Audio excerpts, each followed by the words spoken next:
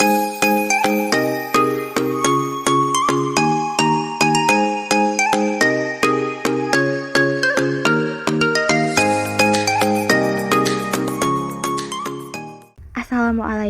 warahmatullahi wabarakatuh. Halo teman-teman, perkenalkan saya Aulia Misha Putri, mahasiswi program studi pendidikan khusus 2021 Universitas Negeri Jakarta. Pada video pembelajaran kali ini, saya akan membahas beberapa hal mengenai specific learning disabilities atau bisa juga disebut dengan disabilitas belajar.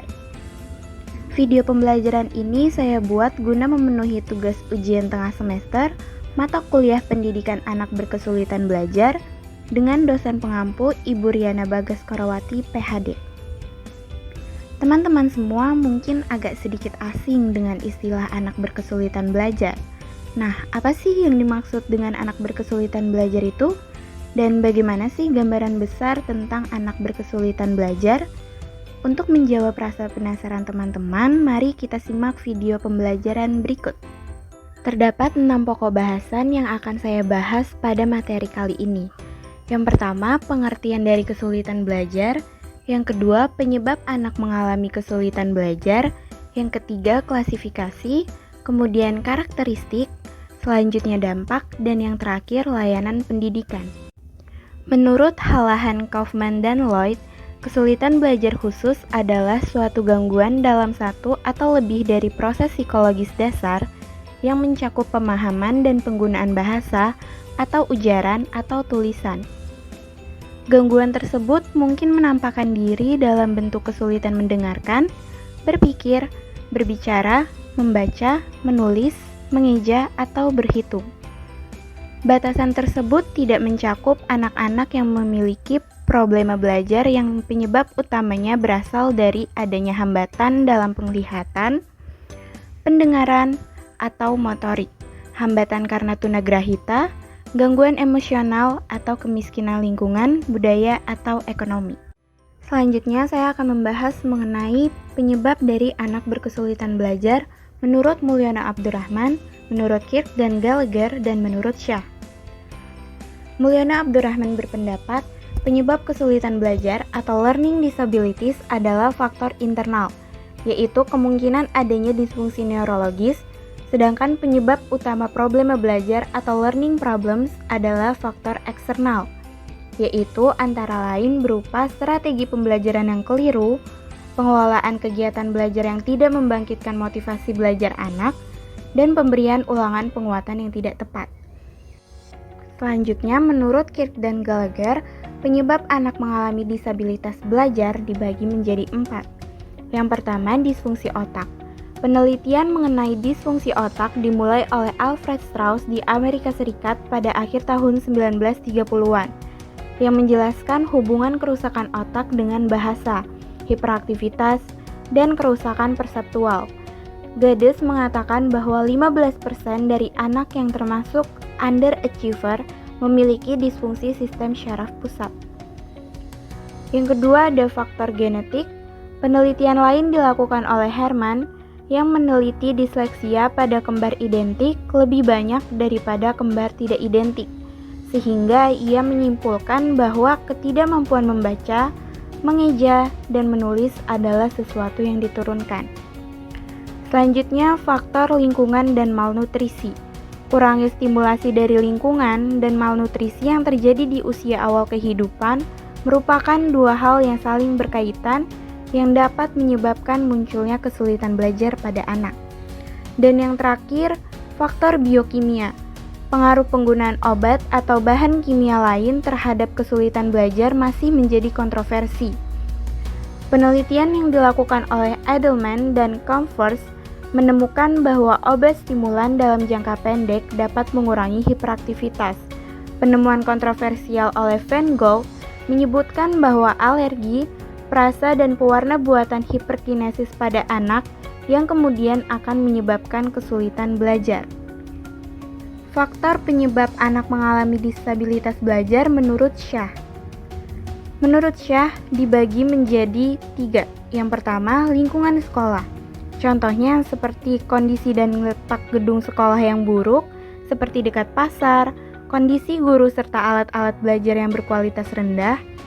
Yang kedua, lingkungan keluarga, ketidakharmonisan hubungan antara ayah dan ibu, dan rendahnya kehidupan ekonomi keluarga. Dan yang terakhir, lingkungan masyarakat, yaitu wilayah kumuh dan teman sepermainan. Secara garis besar, disabilitas belajar dapat diklasifikasikan ke dalam dua kelompok.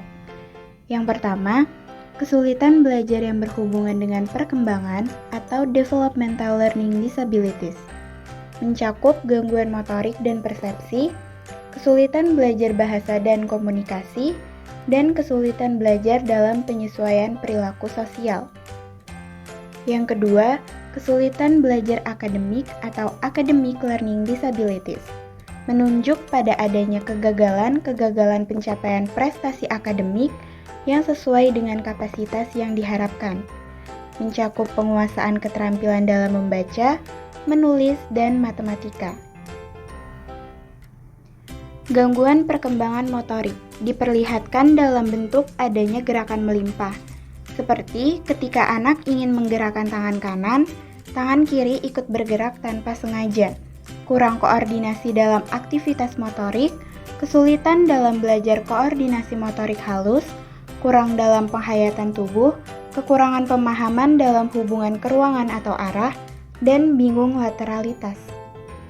Gangguan perkembangan motorik dapat menyebabkan kesulitan belajar. Meskipun demikian, tidak semua anak berkesulitan belajar memperlihatkan adanya gangguan perkembangan motorik. Gangguan perkembangan persepsi. Persepsi adalah batasan yang digunakan pada proses memahami dan menginterpretasikan informasi sensoris atau kemampuan intelek untuk mencarikan makna dari kata yang diterima oleh berbagai indera. Gangguan pemrosesan perseptual yang terkait dengan kesulitan belajar merupakan bagian yang sangat penting pada awal perkembangan bidang kajian kesulitan belajar. Banyak anak berkesulitan belajar yang memiliki kemampuan baik dalam menggunakan suatu saluran perseptual, tetapi sangat kurang dalam menggunakan saluran perseptual lainnya. Gangguan perkembangan kognitif. Kognisi adalah fungsi mental yang meliputi persepsi, pikiran, simbol, penalaran, dan pemecahan masalah. Gaya kognitif berkaitan dengan cara seseorang menghadapi tugas kognitif, terutama dalam pemecahan masalah. Hal itu berkaitan dengan bagaimana seseorang berpikir. Berbagai gaya kognitif tersebut merupakan suatu sifat kepribadian yang relatif menetap, sehingga dengan demikian dapat digunakan untuk menjelaskan perilaku seseorang dalam menghadapi berbagai situasi. Kesulitan belajar bahasa. Perkembangan bahasa mencakup isi, bentuk, dan penggunaan bahasa. Tanda-tanda awal bahasa tampak pada kemampuan bayi mengeluarkan bunyi. Pada usia sekitar 2 tahun, anak mulai bicara satu kata dan selanjutnya secara berangsur-angsur berkembang menjadi kalimat yang kompleks. Ada suatu rentangan perkembangan bahasa normal, tetapi anak-anak berkesulitan belajar umumnya memiliki perkembangan bahasa yang lebih lambat daripada anak normal. Kesulitan belajar membaca atau disleksia. Disleksia atau kesulitan membaca adalah kesulitan untuk memaknai simbol, huruf, dan angka melalui persepsi visual dan auditoris. Hal ini akan berdampak pada kemampuan membaca pemahaman. Yang kedua, disgrafia atau kesulitan menulis. Disgrafia atau kesulitan menulis yang melibatkan proses menggambar simbol-simbol bunyi menjadi simbol huruf atau angka. Kesulitan menulis tersebut terjadi pada beberapa tahap aktivitas menulis, yaitu mengeja dan menulis permulaan. Kesulitan yang kerap muncul dalam proses menulis permulaan antara lain 1. Ketidakkonsistenan bentuk atau ukuran atau proporsi huruf. 2. Ketiadaan jarak tulisan antar kata. 3. Ketidakjelasan bentuk huruf. Dan yang keempat, ketidakkonsistenan posisi huruf pada garis. Kesulitan belajar berhitung atau diskalkulia. Kesulitan berhitung adalah kesulitan dalam menggunakan bahasa simbol untuk berpikir, mencatat, dan mengkomunikasikan ide-ide yang berkaitan dengan kuantitas atau jumlah. Karakteristik anak kesulitan belajar. Yang pertama ada masalah persepsi dan koordinasi. Anak yang mengalami masalah persepsi pendengaran mengalami kesulitan untuk membedakan kata yang bunyinya hampir sama, seperti kata kopi dengan kata topi. Di samping mengalami masalah dalam persepsi, pada anak berkesulitan belajar, ada yang mengalami masalah dalam koordinasi motorik, yaitu gangguan keterampilan motorik halus seperti gangguan dalam menulis, dan keterampilan motorik kasar seperti tidak dapat melompat, kemudian gangguan dalam perhatian dan hiperaktif. Meskipun terdapat anak yang memiliki masalah dalam perhatian dan hiperaktif tanpa disertai kesulitan belajar, munculnya kesulitan belajar sangat tinggi di antara anak yang mengalami masalah perhatian dan hiperaktif. Yang ketiga, gangguan dalam masalah mengingat dan berpikir. Selanjutnya, kurang mampu menyesuaikan diri, menunjukkan gejala sebagai siswa yang tidak aktif, dan pencapaian hasil belajar yang rendah. Dampak dari kesulitan belajar yaitu pertumbuhan dan perkembangan akan terhambat, kemudian interaksi dengan lingkungan akan terganggu, anak menjadi frustasi. Selanjutnya, anak berkesulitan belajar seringkali menuding dirinya sebagai anak yang bodoh, lambat, berbeda, aneh, dan terbelakang. Kemudian anak menjadi malu, rendah diri, tegang, berperilaku agresif, impulsif, dan bahkan menarik diri untuk menutupi kekurangannya. Dan yang terakhir, anak seringkali menjadi sasaran kemarahan orang tuanya yang kecewa, putus asa, dan merasa bersalah atas keadaan anaknya yang seringkali gagal. Nah, teman-teman, kita sudah sampai pada materi terakhir yang akan dibahas pada kali ini, yaitu layanan pendidikan untuk anak kesulitan belajar. Yang pertama itu ada kelas khusus. Ada dua macam kelas khusus, yaitu kelas khusus sepanjang hari dan kelas khusus untuk bidang studi tertentu. Kelebihan dari sistem ini yaitu pembelajarannya menjadi lebih aktif karena pengelompokannya homogen, dan anak berkesulitan belajar lebih banyak memperoleh pelayanan yang bersifat individual dari guru. Namun di samping itu terdapat kekurangan seperti anak kesulitan belajar sering memperoleh cap negatif yang dapat mengganggu kepercayaan diri, sikap negatif dari keluarga, dan harapan untuk berhasil yang rendah dari guru. Kemudian, anak kesulitan belajar cenderung hanya dapat berimitasi dengan sesama mereka. Yang kedua ada ruang sumber.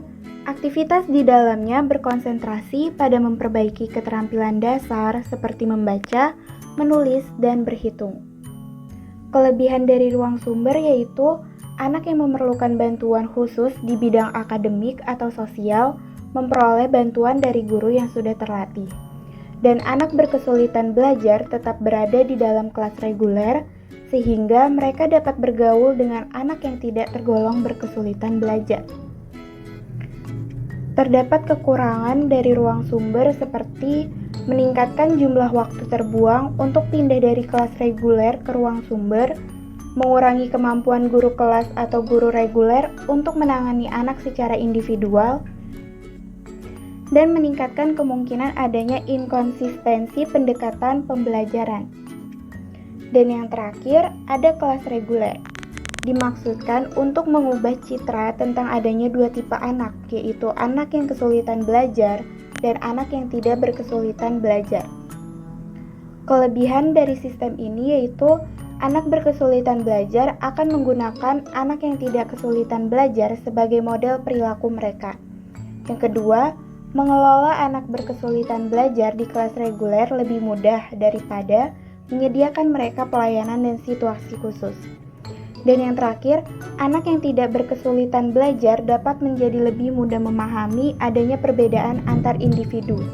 Nah, itu dia video pembelajaran tentang specific learning disabilities. Jangan lupa like dan share. Thank you for watching.